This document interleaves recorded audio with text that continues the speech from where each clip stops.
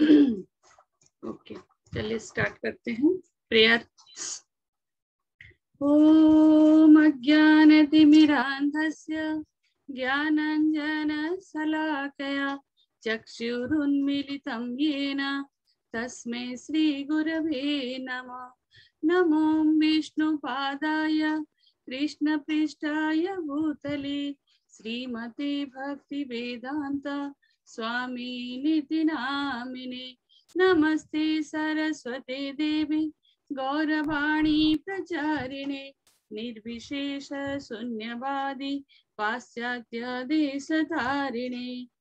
जय श्री कृष्ण चैतन्य प्रभु नित्यानंद श्री अद्वैत गदाधर श्रीवासादि गौर भक्त वृंद। हे कृष्ण करुणा सिंधु दीनबंधु जगतपते गोपेश गोपिका कांता राधा कांता नमस्तुते। तप्त कांचन गौरांगी राधे वृंदावनेश्वरी वृषभानुसुते देवी प्रणमामि हरिप्रिये। हरे कृष्णा कृष्ण कृष्ण हरे हरे हरे राम राम राम हरे हरे। हरे कृष्णा आप सभी का स्वागत है। हरे कृष्णा बेटा, हरे कृष्णा आप सभी का स्वागत है। आज हमारे राधा गोविंद संडे स्कूल का पहला दिन है। पहले तो ओरिएंटेशन प्रोग्राम हुआ था, आज फर्स्ट क्लास है। आप सभी का मैं स्वागत करती हूँ।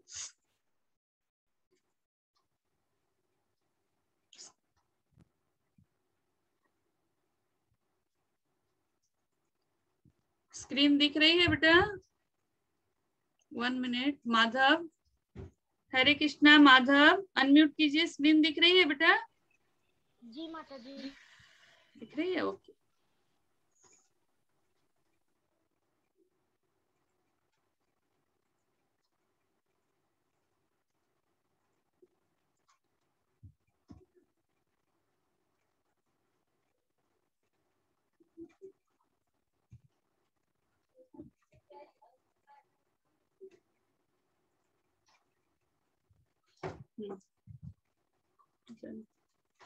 हाँ, आज हम पढ़ेंगे हमारे फर्स्ट चैप्टर मैं कौन हूँ।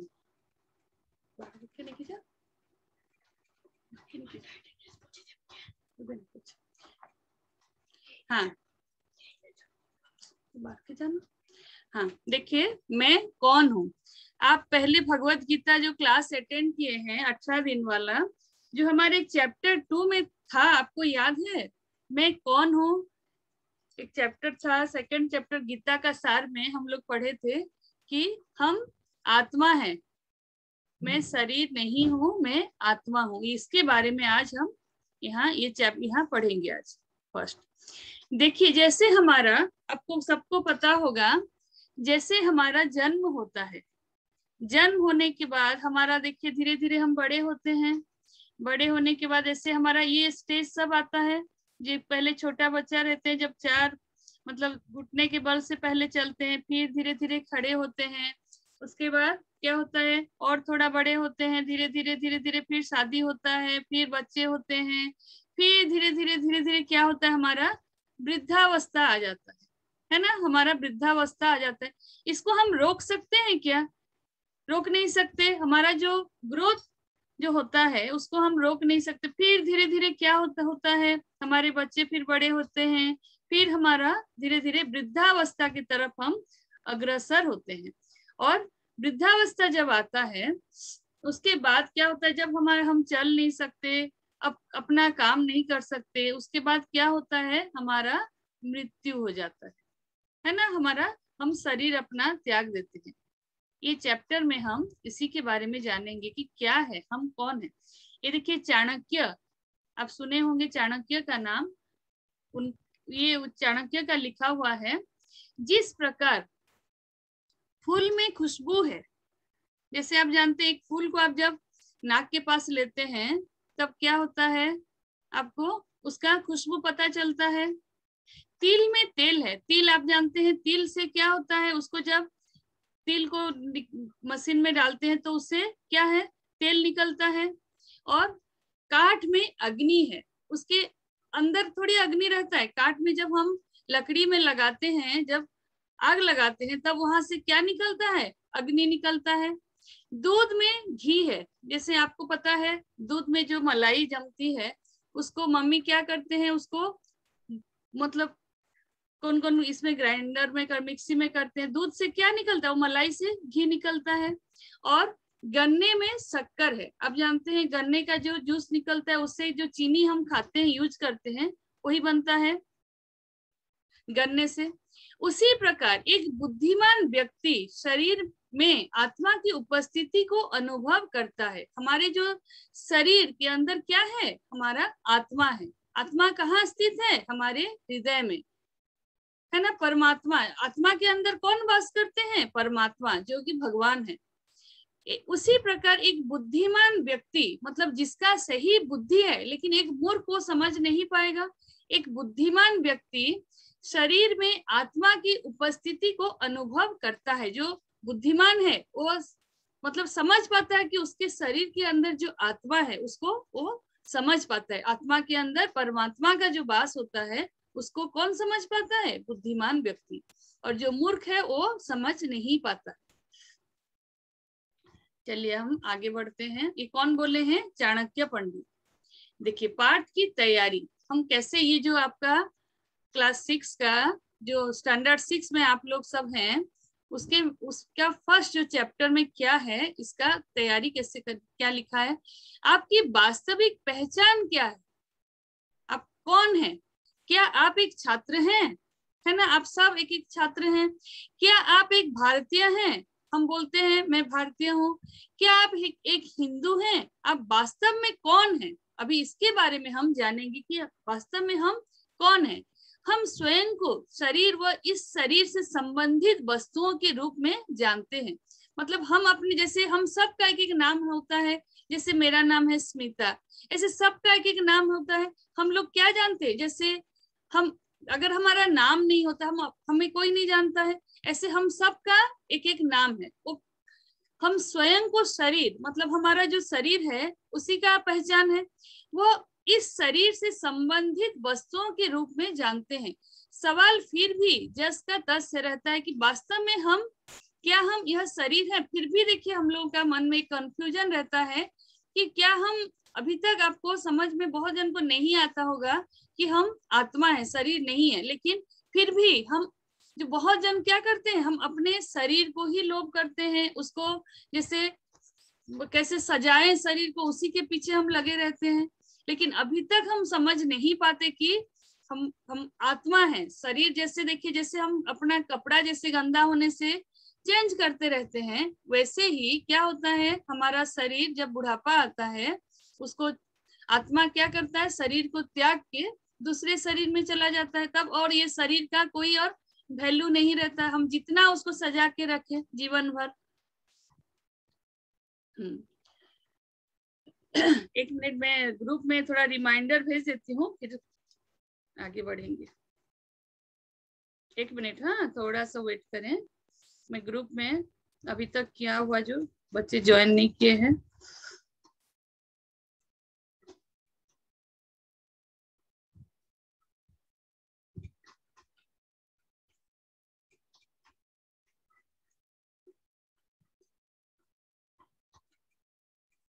ओके चलिए देखिए अभी आगे बढ़ते हैं। क्या लिखा है, पढ़ें और सीखें। इसको देखिए मैं पढ़ रही हूँ, एक एक लाइन करके आपको समझाते समझाते मैं जाऊंगी। मैं कौन हूँ। मनुष्य जीवन में स्वयं से इस प्रश्न की जिज्ञासा करना अत्यंत महत्वपूर्ण है। दुर्भाग्यवश बहुत कम लोग अपने आप से इस प्रश्न को पूछते हैं। मनुष्य, ये स्य को यह लिखा, मनुष्य जीवन का संपूर्ण लक्ष्य एवं सर्वाधिक प्राथमिकता यह जानना है कि मैं कौन हूँ। देखिए क्या बोल रहे हैं कि हमें पहले क्या करना है, अपने आप को जानना है। मनुष्य जीवन में स्वयं से इस प्रश्न की जिज्ञासा करना अत्यंत महत्वपूर्ण है, क्योंकि हम कभी उसके विषय में हम ध्यान ही नहीं देते कि हमारा जो अंदर आत्मा है उसके विषय में हम जानने का कभी कोशिश ही नहीं करते। हम तो अपने शरीर को सजाने में दिन भर लगे रहते हैं, हमारा शरीर को क्या चाहिए, कैसे सुख मिलेगा, उसी के पीछे हम लगे रहते हैं। दुर्भाग्यवश बहुत कम लोग अपने आप से इस प्रश्न को पूछते हैं। दुर्भाग्यवश बहुत कम लोग जानने का कोशिश करते हैं कि मैं कौन हूँ। मनुष्य जीवन का संपूर्ण लक्ष्य एवं सर्वाधिक प्राथमिकता यह जानना है कि मैं कौन हूँ। आप जब तक नहीं जानेंगे कि मैं कौन हूँ, मतलब अपने आप को जब तक नहीं जानेंगे, तब तक आप भगवान के साथ जोड़ नहीं पाएंगे अपने आप को। अगर हमेशा अपने शरीर के सुख के विषय में आप सोचते रहेंगे, कभी भी ये प्रश्न नहीं करेंगे, जानने का कोशिश नहीं करेंगे कि मैं कौन हूँ, तब आप खुद को भी जान नहीं पाएंगे। पवित्र, देखिए क्या लिखा है, पवित्र शास्त्रों का कहना है कि किसी के मनुष्य जीवन की वास्तविक शुरुआत तब होती है जब वह स्वयं और भगवान के विषय में अनुसंधान करना प्रारंभ करता है। मतलब क्या है, पवित्र शास्त्रों में जितना आप शास्त्र पढ़ेंगे, जैसे भगवत गीता पढ़ के 18 दिन पढ़ के आए हैं, शास्त्रों का कहना क्या कहता है शास्त्र, कि किसी के मनुष्य जीवन की वास्तविक शुरुआत कब होती है, कब हम अपना जैसे जीवन का शुरुआत हमारा कब होता है, जबकि हम स्वयं और भगवान के विषय में अनुसंधान, मतलब जो इन्वेस्टिगेशन करेंगे, करना प्रारंभ करता है। जब भगवान के विषय में जानने का कोशिश करता है और खुद के विषय में जानने का कोशिश करता है।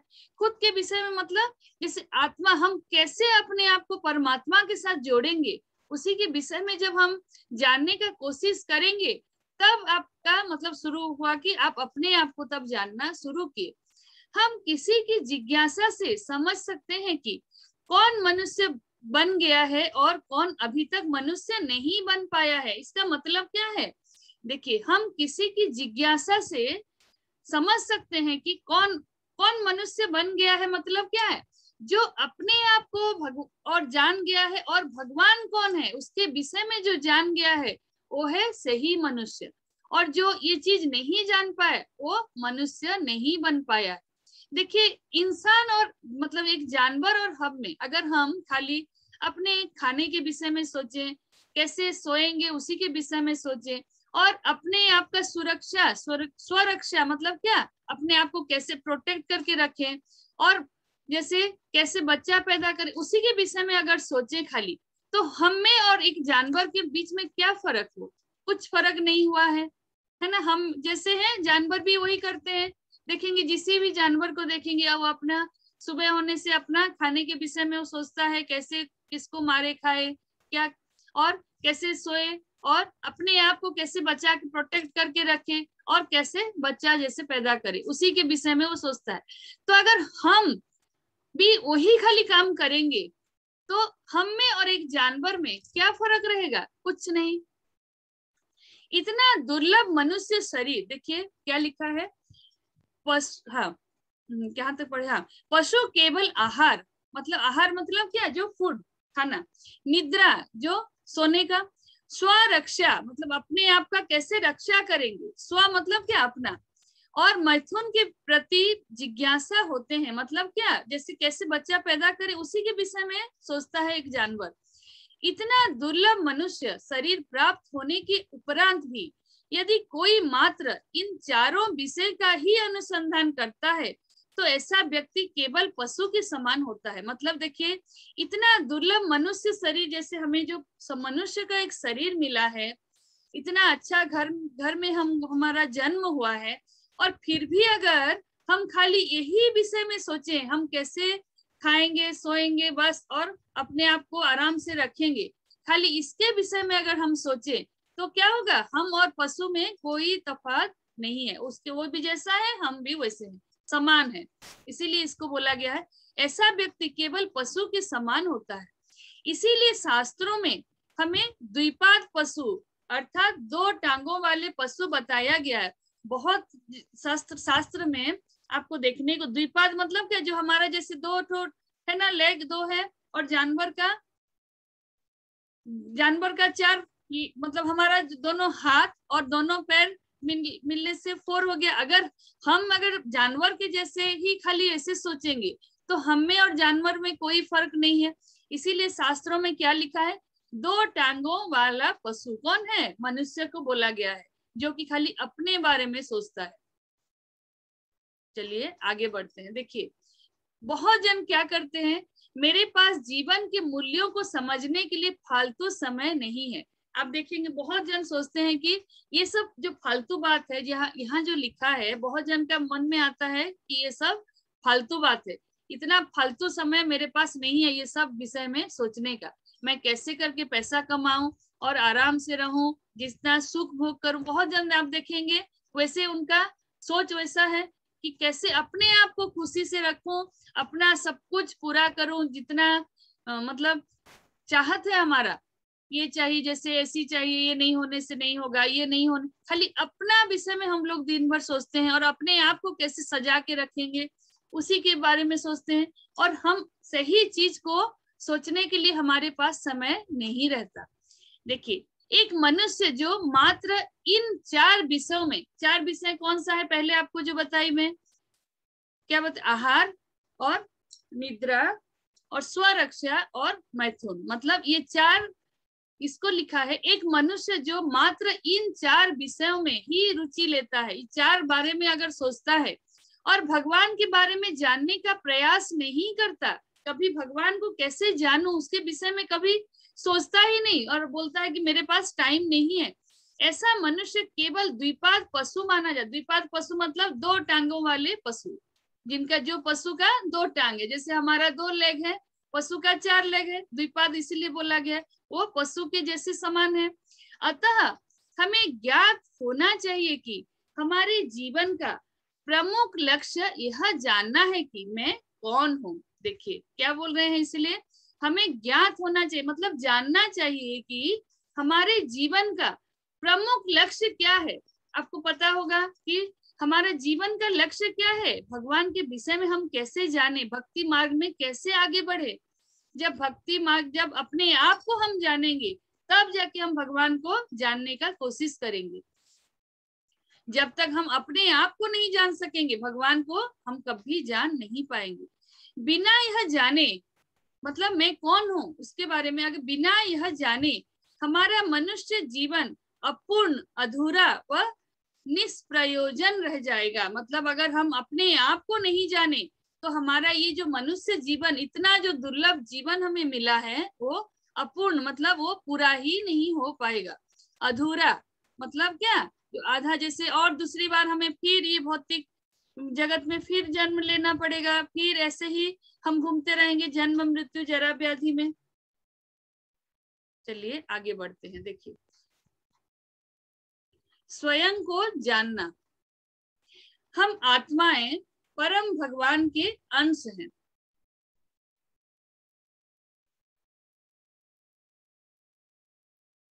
आपको समझ में आ रहा है कि नहीं?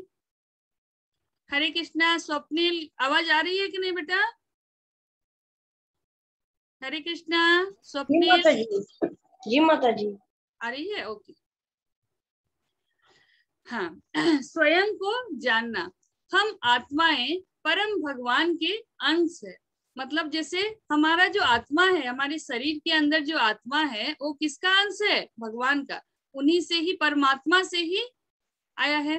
भगवत गीता का श्लोक 2.13 व्याख्या करता है कि, एक मिनट, 2.13 में क्या बोल रहा है आपको मैं पहले बोल के सुनाती हूँ।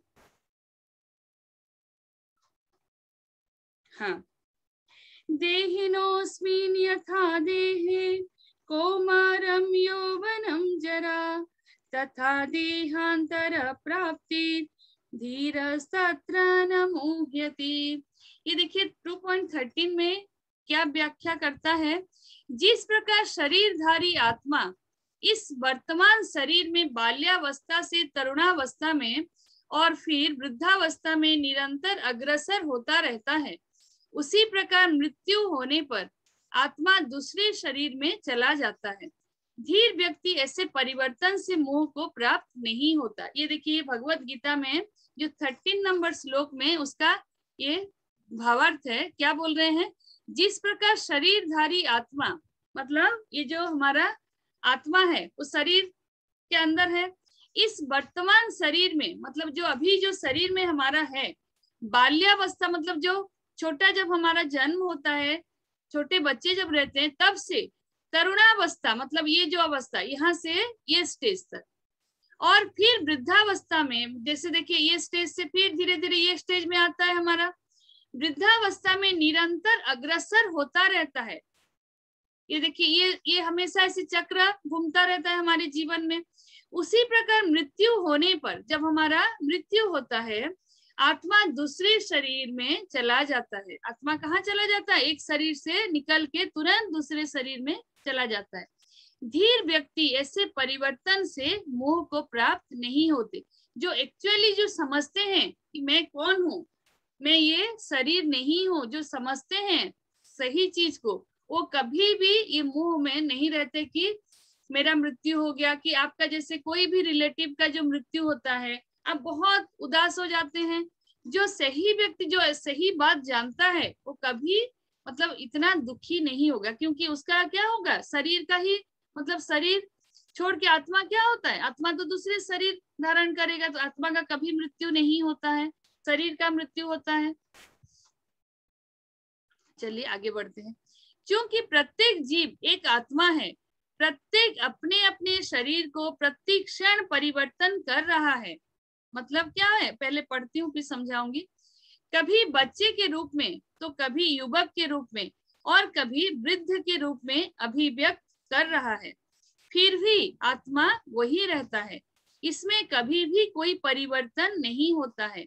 अंततः शरीर की मृत्यु होने पर आत्मा दूसरे शरीर में देहांतरित हो जाता है। इसका मतलब क्या है? क्योंकि प्रत्येक जीव एक आत्मा है, जैसे प्रत्येक जीव के अंदर एक आत्मा रहता है, इसके हृदय में वास करता है। प्रत्येक अपने अपने शरीर को प्रत्येक क्षण परिवर्तन कर रहा है। मतलब क्या, जैसे आप देखिए पहले जैसे हमारा बाल्यावस्था आता है, फिर तरुणावस्था आता है, फिर वृद्धावस्था, ये हमेशा कोई इसको रोक नहीं सकता, वो हमारा शरीर परिवर्तित होता रहता है।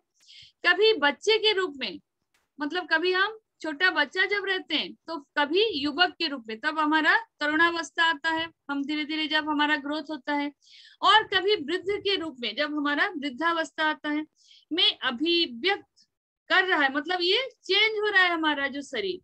फिर भी आत्मा वही रहता है, आत्मा का कोई परिवर्तन नहीं। आत्मा कभी उसका, जैसे ये जो जिस बच्चे के रूप में, फिर युवक के रूप में आत्मा, लेकिन ये उसका चेंज कभी नहीं होता, वो वही रहता है। इसमें कभी भी कोई परिवर्तन नहीं होता है। आत्मा का कोई परिवर्तन नहीं, वो साइज में वो बड़ा नहीं होता कि छोटा नहीं होता, वो जैसे है वो वैसे ही रहता है। अंततः शरीर की मृत्यु होने पर आत्मा दूसरे शरीर में देहांतरित हो जाता है। मतलब क्या, जब शरीर का मृत्यु होता है, आत्मा क्या होता है, दूसरे शरीर में देहांतरित, मतलब ट्रांसफर हो जाता है, उसको दूसरे शरीर में आत्मा चली जाती है। देहांतरित मतलब एक देह से दूसरा देह में वो चेंज, मतलब ट्रांसफर हो जाता है। क्या हम आत्मा को देख सकते हैं? आप कभी आत्मा को देखे हैं क्या? नहीं, हम देख नहीं सकते उसको। उसका साइज क्या है, जैसे आप लोग जानते हैं, एक हमारा जो बाल का जो नोकी है, मतलब टिप है, उसको अगर 10,000 भाग करें तो उसका जो एक भाग होगा, आत्मा का साइज वही है। अभौतिक अथवा आध्यात्मिक होने के कारण आत्मा किसी भी कृत्रिम उपकरण जैसे कि सूक्ष्मदर्शी यंत्र के माध्यम से नहीं देखी जा सकती, अपितु इसे केवल पवित्र शास्त्रों के माध्यम से ही समझा जा सकता है, जो कि भगवान या उनके प्रामाणिक प्रतिनिधियों के उपदेश है। देखिए, अभौतिक, अभौतिक का मतलब क्या है? अभौतिक मतलब जो, हाँ, स्पिरिचुअल, जो शाश्वत, जिसका कभी कोई विनाश नहीं होता, अभौतिक। अथवा आध्यात्मिक होने के कारण, आध्यात्मिक आत्मा क्यों है? क्योंकि आत्मा पवित्र है और वहां परमात्मा का वास है। और आत्मा किसी भी कृत्रिम उपकरण जैसे कि सूक्ष्मदर्शी, मतलब माइक्रोस्कोप, आप जानते हैं जो ब्लड टेस्ट होता है, जब ब्लड टेस्ट कराने जाते हैं, अब माइक्रोस्कोप वहां देखें, जो बहुत जो छोटा चीज है उसको माइक्रोस्कोप में देखा जाता है, उसको दिया गया है। जैसे कि सूक्ष्मदर्शी यंत्र मतलब माइक्रोस्कोप के माध्यम से नहीं देखी जा सकती, आत्मा को कोई अगर माइक्रोस्कोप्स में भी चाहे तो देख नहीं सकता, अपितु इसे केवल पवित्र शास्त्रों के माध्यम से ही समझा जा सकता है। जो शास्त्र अभी हम जब भगवत गीता पढ़ते हैं उसी से आपको समझ में आ गया होगा आत्मा के विषय में, जो कि भगवान या उनके प्रामाणिक प्रतिनिधियों के उपदेश है। ये कौन है? भगवान या उनके प्रामाणिक उपनिधियों मतलब कौन है? जो गुरु, जैसे जो गुरु जैसे वो लोग जो लिखे हैं उस उन्हीं से, सही गुरु से हमें सही ज्ञान मिलेगा। शरीर के भीतर शरीर का वास्तविक स्वामी रहता है। कौन है? शरीर के भीतर कौन रहता है? हमारी आत्मा रहती है। शरीर का वास्तविक स्वामी कौन है? आत्मा। क्यों शरीर का वास्तविक स्वामी बोला जाता है? क्योंकि जब तक हमारा आत्मा रहता है हमारा शरीर तब तक उसका मतलब हर कुछ कर सकता है। जब हमारे शरीर से आत्मा छोड़ के चली जाती है तब हमारा शरीर क्या होता है? मृत हो जाता है और कोई काम का नहीं रहता है शरीर। यह शरीर केवल एक वस्त्र की भांति है, मतलब हमारा जो शरीर है वो एक वस्त्र, जैसे वो गंदा होने से हम खोल के दूसरे वस्त्र पहनते हैं। जब एक वस्त्र पुराना हो जाता है तो हम उसके स्थान पर नया वस्त्र ले लेते हैं। जैसे हमारा वस्त्र जैसे पुराना होता है वैसे ही हमारा शरीर जब वृद्धावस्था आती है तब क्या होता है? हमारा मृत्यु होता है। वैसे ही एक वस्त्र जैसे पुराना होने से हम नया वस्त्र लेते हैं, उसी प्रकार जब एक शरीर बूढ़ा हो जाता है और अच्छे से कार्य करने के योग्य नहीं रहता, जब हमारा वृद्धावस्था आता है हम कोई कार्य नहीं कर सकते, हमारा घुटने में दर्द होता है, कमर में दर्द होता है, हमारा जो स्मरण शक्ति धीरे धीरे क्या होता है? क्षय मतलब क्षीण होने लगती है, कम होने लगती है। तो आत्मा उसे छोड़ के नया शरीर धारण कर लेता है। तो आत्मा क्या होता है? वो शरीर को छोड़ के दूसरे शरीर में चला जाता है। केवल शरीर बदलता है, आत्मा नहीं। जो आत्मा है वो क्या होता है? शरीर बदलता है, जैसे एक शरीर से दूसरे शरीर में चले जाता है वो। यदि किसी व्यक्ति ने मुझे तब देखा हो, जब ये व्यक्ति क्या बोल रहे हैं?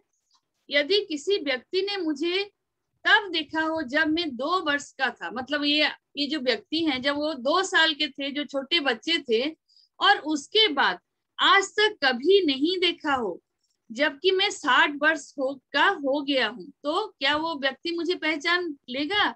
ये व्यक्ति को जो भी कोई 2 साल में देखा होगा और अभी ये अवस्था में देखा होगा तो वो क्या पहचान पाएगा? क्या नहीं पाएगा, क्योंकि उनका पूरा देखिए शरीर परिवर्तन हो चुका है। जब छोटे थे तब अलग दिखते थे, अभी जब वृद्धावस्था आ गया है तब पूरा शरीर परिवर्तन हो गया है, चेहरा परिवर्तन हो गया है। नहीं, क्योंकि आपका शरीर बदल गया है। देखिए वो बोल रहे हैं मुझे कोई पहचान पाएगा क्या? लेकिन कोई पहचान नहीं पाएंगे, क्योंकि आपका शरीर बदल गया है, क्योंकि अभी वृद्धावस्था आ गया है। आपका मन बदल गया है। देखिए जैसे जैसे हमारा उम्र बढ़ते रहता है तब हमारा क्या होता है? मन में भी परिवर्तन होने लगता है, अपना बुद्धि भी परिवर्तन होने लगता है।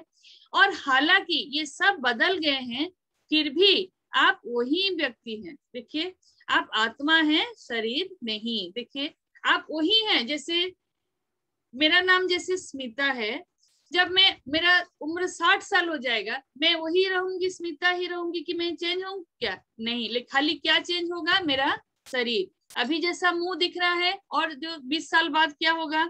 ये मुंह में ये जो मतलब जो ग्लो अभी कर रहा है वो और नहीं रहेगा। वृद्धावस्था आने से चेहरा में पूरा परिवर्तन हो जाएगा।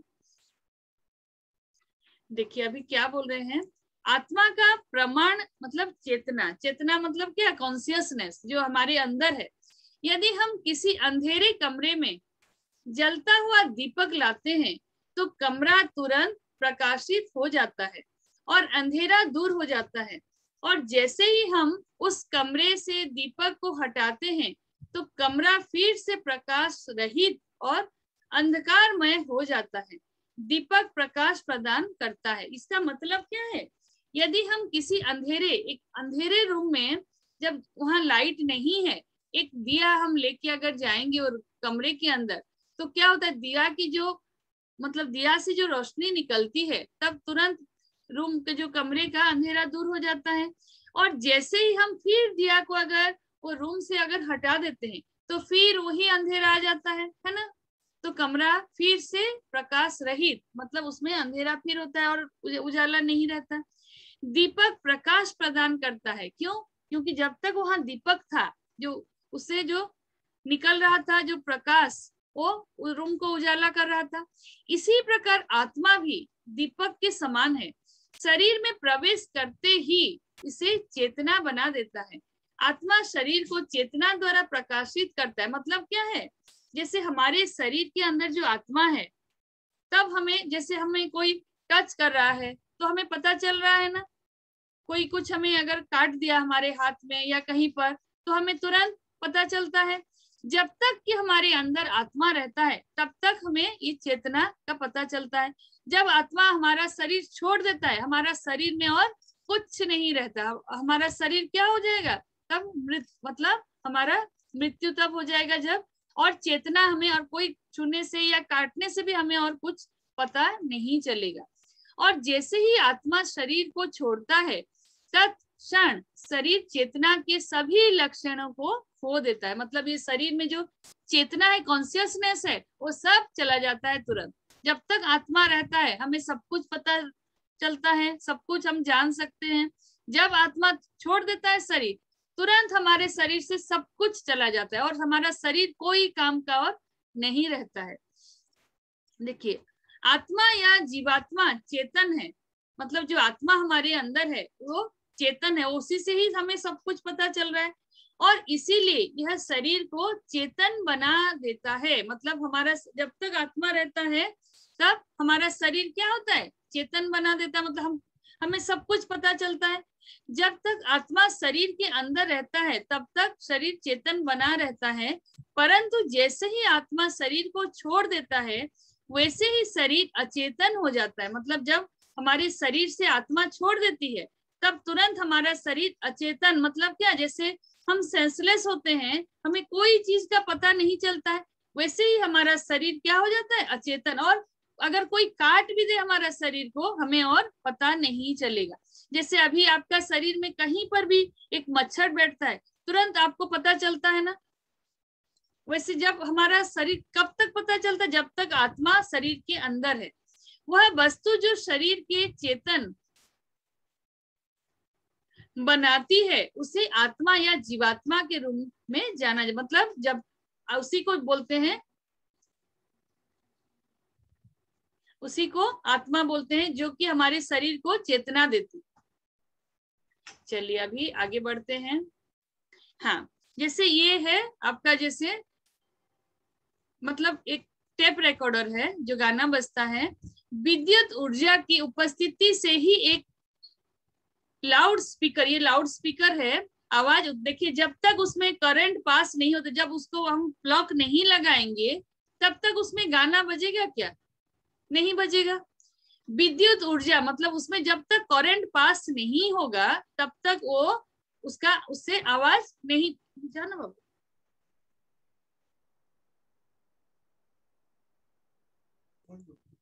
हाँ, तब तक वहां आवाज उत्पन्न करता है। लेकिन हरे कृष्णा, हाँ, विद्युत ऊर्जा हटाने पर, जब उसको हम ये प्लग को हटा देंगे जब, तब क्या होगा, इसमें और आवाज आएगी क्या, नहीं।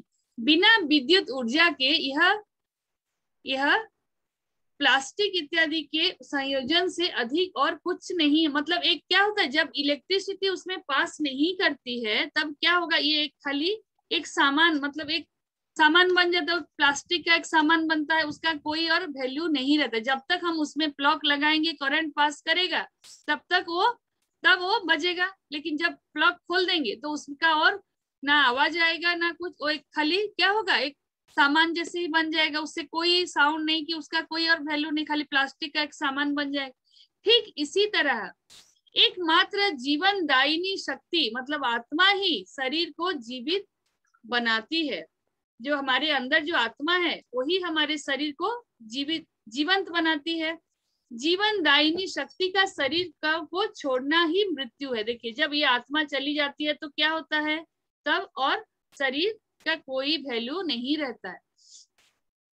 जीवनदायिनी शक्ति के बिना शरीर गल सड़ जाता है। देखिए, एक दिन अगर हमारा आत्मा हमारे शरीर से छोड़ देगा तो एक दिन अगर भी हमारा शरीर क्या होगा, तुरंत गलने लगेगा और गंध आएगा हमारे बॉडी से और अपने स्वरूप को खो देता है। जैसे हम अभी जैसे दिखते हैं, मृत्यु के बाद एक दिन भी अगर शरीर को ऐसे रखा जाए तो क्या होता है, वो सड़ने लगता है, उसे बदबू आता है, फिर कीड़ा लगने लगता है और उसका जो शरीर का जो स्वरूप है, जो रूप है, और वो नहीं रहता है। केवल आत्मा ही पदार्थ रूप देता है। मतलब हमारे शरीर को जो रूप देता है, सुंदरता जो हमारे देता है, वो क्या है, आत्मा जब तक रहता है हमारे शरीर के अंदर। अतः मृत्यु आत्मा का भौतिक शरीर से प्रस्थान है। मतलब क्या है, प्रस्थान मतलब क्या, भौतिक शरीर से प्रस्थान मतलब शरीर से जब छोड़ता है, प्रस्थान मतलब क्या, निकलना। आत्मा ही वास्तविक व्यक्ति में है जो शरीर में रहता है, और जब आत्मा चली जाती है तब शरीर नष्ट हो जाता है। मतलब क्या है, जब तक आत्मा रहती है तब तक हमारा शरीर चलती है, और जब आत्मा हमारे शरीर से बाहर निकल जाती है तब हमारा शरीर और शरीर का कोई वैल्यू नहीं, वो नष्ट हो जाता है। उसको लेके क्या करते हैं, जला देते हैं या कुछ भी करते हैं, और उसका कुछ वैल्यू ही नहीं है। आत्मा कभी नहीं मरती है। शरीर अस्थाई है, यह पैदा होता है, देखिए, और फिर नष्ट हो जाता है। मतलब जो शरीर हमारा जो दिख रहा है हमें, वो क्या है, वो अस्थाई, मतलब वो स्थायी नहीं है। वो यह पैदा होता है, मतलब हमारा जो जन्म होता है, फिर वो मतलब तरुणावस्था आएगा, फिर वृद्धावस्था आएगा, वो नष्ट होते रहता है बार बार। एक समय यह शरीर नहीं था, अब यह है, लेकिन भविष्य में एक दिन यह नहीं रहेगा। मतलब यह शरीर शाश्वत नहीं है। शाश्वत मतलब जो कभी नष्ट नहीं होता है। हमारा शरीर हमेशा देखिए चेंज, बदलते रहता है। इस भौतिक जगत में सभी जीवित प्राणियों जैसे मनुष्य, पशु, पक्षी का जन्म और मृत्यु होती है। आत्मा का न तो कभी जन्म होता है और न ही कभी मृत्यु होती है। आत्मा ऐसा एक है जो शाश्वत है, जिसका कि कभी जन्म नहीं होता, कि उसका मृत्यु नहीं होता। वो अजन्मा है और अविनाशी है, मृत्यु नहीं होता आत्मा का। आत्मा का अस्तित्व शाश्वत है। शाश्वत मतलब क्या, जो कभी विनष्ट नहीं होता है। न तो इसे कभी उत्पन्न किया जाता है, मतलब कोई भी उसको उत्पन्न सृष्टि नहीं कर सकता, और न ही इसे कभी नष्ट किया जा सकता है। आत्मा का अस्तित्व सदैव रहता है, मतलब ऐसे ही वो आत्मा रहता है। उसका ना वो छोटा होता है, बड़ा होता है, ना उसको कोई उत्पन्न करता है, ना कोई उसको विनष्ट करता है। यह अभी भी है और भविष्य में भी इसका अस्तित्व ऐसे ही बना रहेगा। जैसे कि भगवत गीता में 2.12 में भगवान श्री कृष्ण ने अर्जुन को बताया कि कभी भी ऐसा समय नहीं था जब आत्मा न थी हो, और न ही कभी ऐसा समय होगा जब आत्मा नहीं रहेगा। देखिए 12 नंबर श्लोक में क्या बोल रहे हैं, न त्वेवाहं जातो नासं न त्वं नेमि जनाधिपा न चैव न भविष्याम सर्वे वयमतः परम। मतलब आत्मा ऐसा कभी नहीं समय था कि आत्मा नहीं रहा हो, और न ही कभी ऐसा समय, आगे भी ऐसा समय नहीं आएगा कि जब आत्मा नहीं रहेगा।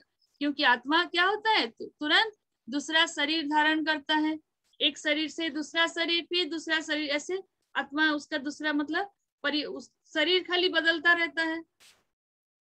आत्मा का क्या परिमाप है, मतलब उसका साइज क्या है, बोला गया है यह किससे बना होता है और यह शरीर में कहाँ रहता है। देखिए, हरे कृष्णा अबनी, आप अभी हैंडरेज ना करें, क्लास खत्म होने के बाद आप हैंडरेज करें बेटा। आपका हैंड लोअर कर दीजिए, क्लास में पहले पढ़ा देती हूँ, उसके बाद आप बोलेंगे। आत्मा का क्या परिमाप है, मतलब उसका साइज क्या है, यह किससे बना होता है। आत्मा कैसे, वो क्वेश्चन पूछ रहा है कि कैसे बना होता है, किससे बना, कौन सा चीज से आत्मा बना होता है, और यह शरीर में कहाँ रहता है। देखिए क्वेश्चन आ रहा है, अभी उसका आंसर क्या है। आत्मा सभी प्राणियों के हृदय में स्थित रहता है। हम सबका जो हृदय है, हार्ट है, उसी के अंदर आत्मा है, और यह किसी पदार्थ जैसे ठोस, द्रव्य अथवा गैस का नहीं बना होता है। वो किसी चीज से आत्मा बना नहीं होता है। आत्मा एक सुंदर व्यक्तित्व है जिसका शरीर सच्चित आनंद मतलब शाश्वत ज्ञान और परमानंद से बना होता है। अब सच्चित आनंद कौन है? भगवान कृष्ण है। तो आत्मा क्या कैसे बना रहता है? वो सच्चित आनंद है आत्मा। वो कभी विनष्ट नहीं होता है, ना वो मतलब कभी उसका मतलब कम होता है या बड़ा होता है, वो शाश्वत है, मतलब हमेशा कभी वो बदलता नहीं है। और आनंदमय परमानंद मतलब वो हमेशा आनंदमय, सत मतलब सत सत्य है, चित मतलब ज्ञानमय, और आनंद मतलब आनंदमय। उपनिषद बताते हैं कि आत्मा का परिमाप बाल की अग्रवाल, आत्मा का क्या साइज है? बाल का जो अग्रभाग मतलब जो टिप है उसका 10,000वें भाग के बराबर होता है। एक जो टिप को उसको 10,000 भाग करे तो उसका जो एक भाग है आत्मा का साइज वही है। कहानी का समय देखिए, कहानी अभी आ गया। हाँ, मेरी प्यारी दादी माँ। एक देखिए बच्चे के बारे में ये कहानी है। एक दादी, उसका एक दादी थी। एक बालक था जो अपनी दादी से बहुत प्यार करता था। एक छोटा बच्चा था, वो अपने दादी मतलब जानते हैं, उनको बहुत प्यार वो करता था। वह भी उसे प्यार करती और उसे प्यार से चूमती। उसकी दादी भी वो बच्चा को बहुत प्यार करती थी और उसको हमेशा मतलब चुम्बन देती थी। इससे बालक बहुत आनंदित होता था। हमेशा दादी क्या करती है, सबके दादी बहुत प्यार करते हैं ना, गले से लगा के रखते हैं। बालक प्रतिदिन स्कूल से अथवा अपने दोस्तों के साथ खेलकर जब भी वह घर लौटकर आता तो उसकी दादी उसे बहुत लाड प्यार करती थी। जब वो स्कूल जाता था या खेल के आता था तब तुरंत जाके अपनी दादी से ऐसे लपेट जाता था और दादी उसको बहुत प्यार करती। स्वभावतः बालक के भीतर अपनी दादी के प्रति अत्यधिक आसक्ति विकसित हो गई थी। मतलब वो बालक अपने दादी से बहुत उसका जुड़ाव था, मतलब दादी को बहुत प्यार करता था, दादी भी उसको बालक को बहुत प्यार करती थी। एक दिन बालक ने अपनी दादी को बिना किसी हलचल के बिस्तर पर लेटा हुआ देखा। एक दिन क्या हुआ, वो बालक देखा कि अपनी दादी बिस्तर पर ऐसे लेटी हुई है और बिल्कुल हलचल नहीं हो रही है। बालक ने सोचा कि वह आराम कर रही है, मतलब वो सोचा कि शायद सोई होगी दादी, आराम कर रही होगी। कुछ समय बाद बालक कुछ सामान खरीदने के लिए बाहर गया। वो कुछ खरीदने के लिए दुकान में गया। जब वो बाहर था तो उसे एक पारिवारिक मित्र ने बताया कि उसकी दादी का देहांत हो गया है। मतलब वो दुकान गया था कुछ खरीदने के लिए, तब उसका एक रिलेटिव बोले कि तुम्हारा दादी का देहांत हो गया, मतलब तुम्हारी दादी और मतलब मृत्यु हो गई तुम्हारी दादी का। वह तुरंत घर लौट के आया और उसने देखा कि उसके परिवार के सभी लोग उसकी दादी के चारों ओर इकट्ठे होकर रो रहे। वो देखा कि जब उसके जितने रिलेटिव हैं, उसके जितने परिवार के लोग हैं, सब उसके दादी के चारों तरफ खड़े हैं और रो रहे हैं क्योंकि उस दादी का मृत्यु हो गया बोल के। वे सब यह कहते हुए विलाप कर रहे हैं कि मेरी माँ चली गई। कौन बोल रहा है? मेरी पत्नी चली गई, इत्यादि इत्यादि। सब वो सुन रहा है लड़का कि कौन बोल रहे हैं कि मेरी माँ चली गई, मतलब उसके मम्मी पापा रो रहे हैं मेरी माँ चली गई, फिर उसके दादाजी रो रहे हैं कि मेरी पत्नी चली गई बोल के सब रो रहे हैं, लेकिन ये लड़का को कुछ समझ नहीं आ रहा है।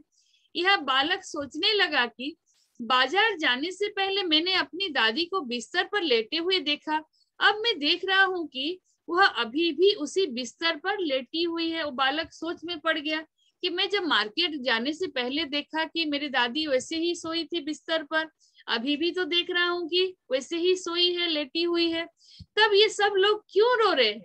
उसका वो सोच नहीं पा रहा कि ये लोग इतने जो रो रहे हैं कि मेरी माँ चली गई, दादी तो यहाँ सोई है, वो कहाँ चली गई, वो तो यहाँ पर सोई है।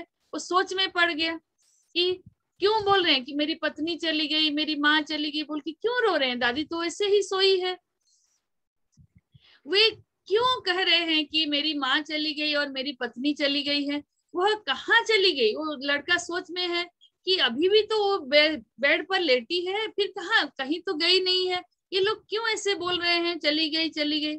वह व्यक्ति कहाँ है जो मुझे गले लगाता था और मुझसे बातें करता था? वो लड़का सोच में पड़ गया कि ये मतलब मेरी दादी जो कि मुझे इतना प्यार जो करती थी, वो कहाँ गई, कहाँ गई? जो अब मुझे जो इतना प्यार करती थी, मुझे चूमती थी, वो अभी चुपचाप, और उसका कुछ हलचल नहीं हो रही है, कुछ नहीं, वो कहाँ गई बोल के वो सोच में पड़ गया। वो लड़का मुझसे बात कर, मतलब उसकी दादी हमेशा उससे प्यार से बात करती थी, गले लगाती थी, लेकिन चुपचाप, मतलब उसका तो मृत्यु हो गया है, वो लेटी है, मतलब आत्मा उसका दूसरा शरीर त्याग करके दूसरे शरीर में चला गया है, तो और उसका चेतना कुछ नहीं है।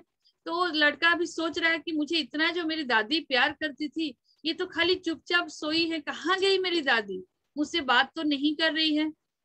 देखिए उसी से हमें क्या शिक्षा मिलती है कि आत्मा ही वह व्यक्ति है जो शरीर के अंदर है। मृत्यु के समय आत्मा शरीर को छोड़ देता है और अपने पूर्व कर्मों के अनुसार दूसरे शरीर में देहांतरण कर जाता है। देखिए आत्मा जब तक था उसके शरीर में, तब तक क्या होता है, मृत्यु के समय व्यक्ति है जो शरीर के अंदर है, मतलब आत्मा जो है व्यक्ति के अंदर, शरीर के अंदर है।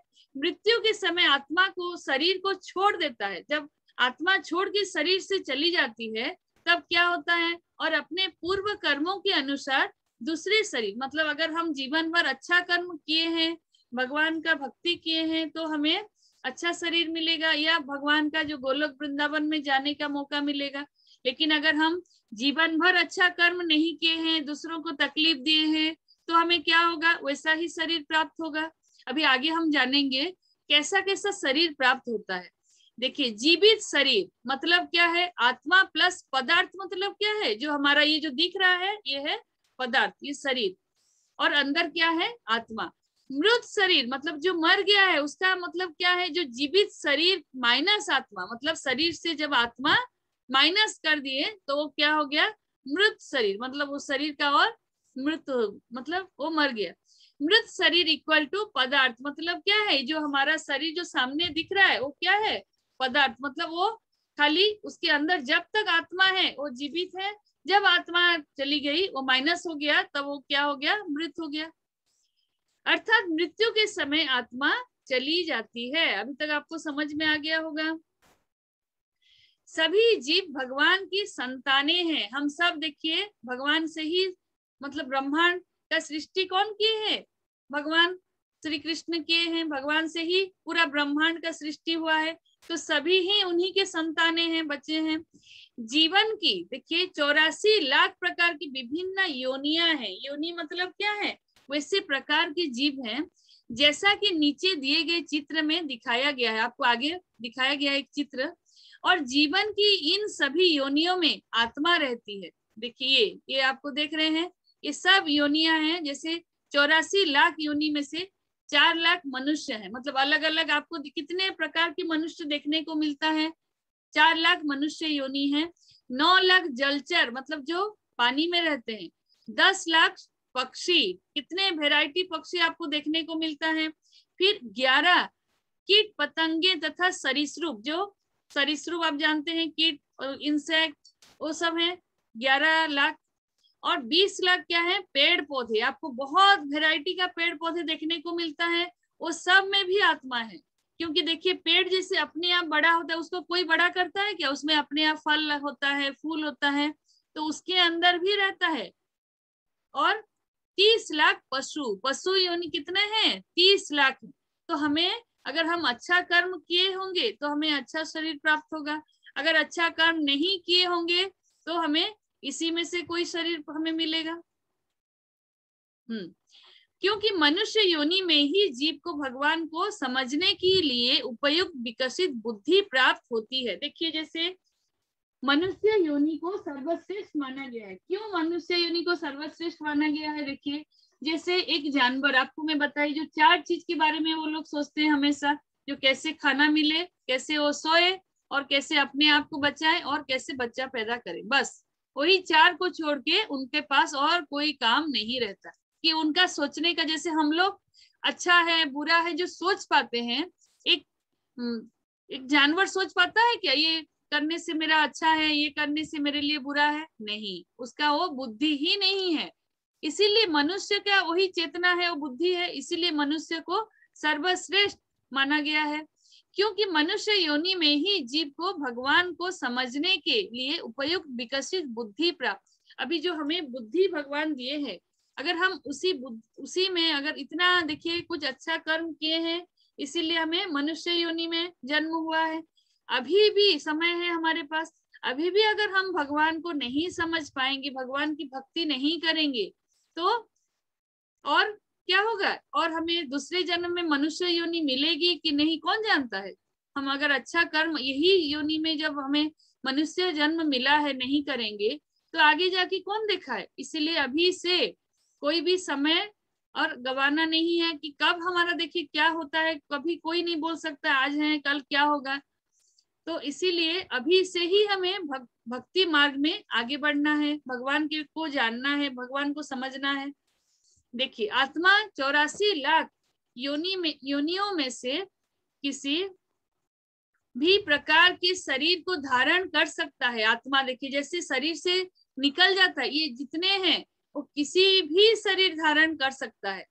यह मनुष्य, कीट पतंगे अथवा पशु का शरीर भी हो सकता है। हम पशु भी, एक डॉग भी बन सकते हैं, बिल्ली भी बन सकते हैं, कुछ भी बन सकते हैं, एक मच्छर भी बन सकते हैं। अगर हम ऐसा कर्म करेंगे अभी, तो हमारा जब आत्मा निकलेगा शरीर से, हम कुछ भी बन सकते हैं। ऐसा कर्म पहले हम जैसा कर्म करेंगे वैसा ही शरीर प्राप्त करेंगे। इसी प्रकार आत्मा जन्म व मृत्यु के चक्र में घूमता रहता है। ये जो आत्मा, फिर उसका जन्म होता है, फिर बुढ़ापा आता है, फिर मृत्यु होता है, ये जो चक्र में वो घूमता रहता है हमेशा। अतः शरीर आत्मा के लिए केवल एक वस्त्र की भांति है। मतलब एक कपड़ा जैसे हम गंदा होने से चेंज करते हैं, हमारा शरीर वैसा ही है। वो क्या होता है, हमेशा बदलते रहता है आत्मा, एक शरीर से दूसरे शरीर। ऐसे विभिन्न प्रकार की योनियों के शरीर भिन्न भिन्न पोशाकों के समान है। पशु पक्षी आदि योनियों के विभिन्न शरीरों में रहने वाले जीव भगवान की संतानें हैं। आत्मा अपनी मूल अवस्था में सदैव भगवान के साथ प्रेममयी सेवा के बंधन में बंधी रहती है। देखिए मूल अवस्था मतलब क्या है, जैसे आत्मा कहाँ से आया है, परमात्मा के साथ आत्मा जुड़ा हुआ है। तब जब आत्मा पहले कैसा था, वो भगवान के साथ प्रेममयी सेवा के बंधन में बंधा हुआ था, कि भगवान से ही वो आया है आत्मा, इसीलिए वो शाश्वत है। शरीर में रहने वाले जीव भगवान की संतानें हैं। जितने शरीर मतलब सभी भगवान से ही सबका सृष्टि हुआ है, इसलिए सभी भगवान के ही संतानें हैं। शारीरिक सुख आत्मा को संतुष्ट नहीं कर सकता। देखिए जैसे ये अच्छा एक एग्जाम्पल दिया है, आप ध्यान से सुने। यह बहुत आश्चर्य है कि हमारा अधिकतर जीवन इस संसार के अस्थायी और क्षणिक सुखों के हर्द गिर्द घूमता रहता है। मतलब क्या है, हमारा अधिकतर जीवन इस संसार के अस्थायी, और जैसे हम खाली अपने शरीर को कैसे सुख प्राप्त करेंगे उसी के विषय में हम दिन भर और आधा जीवन हमारा उसी में बीत जाता है। हम आत्मा को भूल जाते हैं कि जो कि शाश्वत है, हमारे अंदर जो आत्मा है उसके विषय में हम कभी जानने का कोशिश ही नहीं करते। यह भी उतना ही आश्चर्यजनक है कि लोग शरीर को स्थायी मानकर उससे आसक्त हो जाते हैं। बहुत लोग क्या होते हैं, अगर किसी का मृत्यु हो गया वो सुनते हैं तो क्या होते हैं, बोलते हैं हाँ उसी का हुआ ना, मेरा तो नहीं हुआ। मतलब मेरा, बहुत लोग सोचते हैं कि मेरा कभी मृत्यु होने वाला नहीं है। वो क्या करते हैं, शरीर को स्थायी मानकर, अपना शरीर जैसे ऐसे ही स्थायी रहेगा, हमेशा रहेगा बोल के उसी में ज्यादा ही जुड़े रहते हैं। अपना शरीर को कैसे सुख देंगे उसी के विषय में ही सोचते रहते हैं। यही उनके जीवन में दुखों का मूल कारण बन जाता है। जो ज्यादा अपना सुख के विषय में सोचता है वही उसी के लिए दुख का कारण बन जाता है। कैसे, एक समय की बात है, देखिए एक स्टोरी दिया हुआ है। एक समय की बात है, एक आदमी था, ये देख रहे हैं, एक आदमी था जिसके पास एक पालतू तोता था। एक तोता को रखा था पिंजरे में बंद करके, जिसे उसने एक सोने के पिंजरे में रखा था। ये पिंजरा देख रहे हैं, एक सोने से बना हुआ पिंजरा में अपना तोता को आदमी रखा था। वह प्रतिदिन पिंजरे को साफ करता और चमकाता, मतलब हर दिन पिंजरा को धो के साफ करके, मतलब हमेशा पिंजरा उसका मतलब चकचक करता था। लेकिन तोते की पूरी तरह से उपेक्षा करता था। लेकिन देखिए अपना पिंजरा का वो ख्याल रखता था, लेकिन तोता को क्या खाना दूं, क्या उसके विषय में वो नहीं सोचता था। उपेक्षा मतलब क्या, उसके बारे में वो नहीं सोचता था। शीघ्र ही भोजन तथा पानी से वंचित होने के कारण तोता मर गया। देखिए अगर वो तोता अंदर रखा है, उसके विषय में अगर नहीं सोचेगा, उसको अच्छा खाना नहीं देगा, उसको कुछ उसका ख्याल नहीं रखेगा, तो तोता जिंदा रहेगा क्या? भले वो सोने के पिंजरे में हो या चांदी के पिंजरे में हो या किसी में भी हो, लेकिन तोता और जिंदा नहीं रहेगा। इसी प्रकार हमारा आधुनिक समाज भी एक पिंजरा चमकाने वाली सभ्यता है। मतलब क्या, जैसे हम हमारा जो शरीर ये जो दिख रहा है वो क्या है, हमारा एक पिंजरे के जैसा है। उसको हम क्या करते हैं, हमेशा कैसे करके साफ सुथरा रखेंगे, सुंदर दिखेंगे, अच्छा पहनेंगे, उसी के विषय में हम सोचते रहते हैं। कभी हम अपने आत्मा के विषय में नहीं सोचते, जो शरीर की असीमित आवश्यकताओं की पूर्ति करने में लगी रहती है। देखिए हमेशा हमारा कभी भी आवश्यकताएं, जो हमारा जो जरूरतें हैं, कभी कम होती है क्या? आज ये चाहिए, ड्रेस चाहिए, आज ये साड़ी चाहिए, आज ये घर के लिए चाहिए। हमेशा हम अपने शरीर के विषय में सोचते हैं, कैसे अपने शरीर को सुख प्रदान करें, लेकिन आत्मा की आवश्यकताओं को पूर्णतः उपेक्षित करते हैं। मतलब हम अपने आत्मा को, हमारा आत्मा का भोजन क्या है, आत्मा को क्या चाहिए, उसको हम कभी सोचते हैं क्या? नहीं। आत्मा का भोजन क्या है? आप 18 दिन की गीता में सुने हैं, भगवान का नाम वही है, आत्मा का भोजन है। हम उसको उसका ख्याल रखते हैं कि आत्मा के विषय में सोचते हैं? नहीं। दिन भर अपने बारे में, अपना शरीर को क्या सुख, कैसे करने से सुख प्राप्त होगा, उसी के बारे में ही सोचते हैं। ऐसे समाज में सुख और शांति कैसे हो सकती है? देखिए अगर हम आत्मा के विषय में नहीं सोचेंगे, खाली शरीर के विषय में सोचेंगे, तो हमें सुख और शांति मिल सकती है क्या? कभी नहीं। हम ये भौतिक जीवन में बंधे रहेंगे, जन्म मृत्यु में फंसते रहेंगे। देखिए जो जो बुक ऑर्डर नहीं किए हैं, आपके जो ग्रुप में लिंक आएगा, और आप जैसे करके भी बुक का ऑर्डर करें, क्योंकि ये जो मैं आज आपको पढ़ाई, ये फर्स्ट चैप्टर है ये बुक का। ये बुक आपको दिख रहा है, ये बुक 6 स्टैंडर्ड का बुक है, और इसको जो ग्रुप में लिंक है, ये लिंक में आप ऑर्डर कर सकते हैं। आप ऑर्डर करेंगे, कम से कम 1 सप्ताह लगेगा, और आप जैसे भी अगर बुक ऑर्डर नहीं करेंगे तो समझ नहीं सकेंगे, क्योंकि इसके बाद आज जो फर्स्ट चैप्टर में पढ़ाई, उसके बाद आपके पास एक वर्कशीट आएगा, वर्कशीट आपको करना है, उसको सबमिट करना है। हरे कृष्णा स्वप्निल, स्वप्निल हरे कृष्णा। हरे कृष्णा माता जी। हाँ स्वप्निल, अभी आप अभी अटेंडेंस वो चार्ट में जो जो बच्चे क्लास हैं, वो अभी चार्ट में जाके वो अटेंडेंस सीट को भरे, क्योंकि ये अटेंडेंस आज जो जो अटेंड किए हैं क्लास, वो मंदिर में सबमिट हो किया जाएगा, तो उसको इसलिए अभी देखिए चार्ट में आएगा आपका, आप उसको भरे, अपना चार्ट देखिए, और उसमें गूगल फॉर्म में आएगा अटेंडेंस।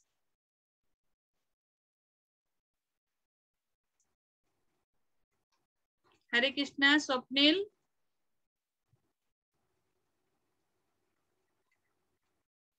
कोई भी क्लास छोड़ के ना जाए, और आप गूगल फॉर्म में आपका अटेंडेंस होगा, उसको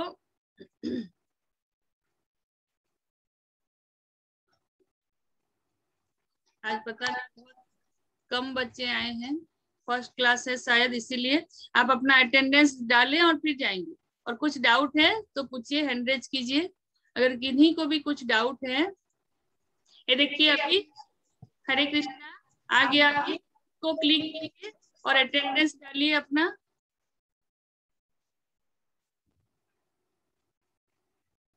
माधव, राघव, सारिका, सब अपना अटेंडेंस डाले, और किन्हीं को अगर कुछ डाउट है तो पूछ सकते हैं।